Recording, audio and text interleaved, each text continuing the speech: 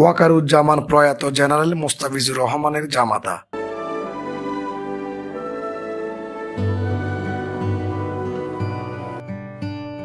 ওয়াকারুজ্জামান বাংলাদেশ সেনাবাহিনীর একজন জেনারেল ও বর্তমান সেনাপ্রধান।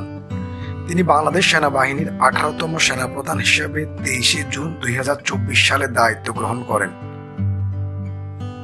ইতিপূর্বে তিনি লেফটেন্যান্ট জেনারেল হিসেবে চিফ অব জেনারেল স্টাফ এর দায়িত্ব পালন করেছেন।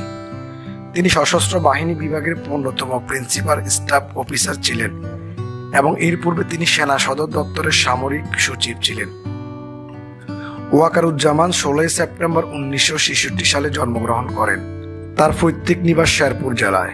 তিনি মিরপুরের defence services command and staff college এবং যুক্তরাজ্যের joint services command and staff কলেজে লেখাপড়া করে লন্ডনের কিংস কলেজ মাস্টার্স করেন।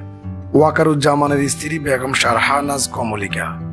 এই দম্পতির 2 মেয়ে, রাইসা জামান এবং সায়রা এবেনাত জামান। ওয়াকারুজ্জামান প্রয়াত জেনারেল মোস্তাফিজুর রহমানের জামাতা, যিনি 24শে সেপ্টেম্বর 1997 থেকে 23শে ডিসেম্বর 2000 সাল পর্যন্ত সেনাপ্রধান হিসেবে দায়িত্ব পালন করেন।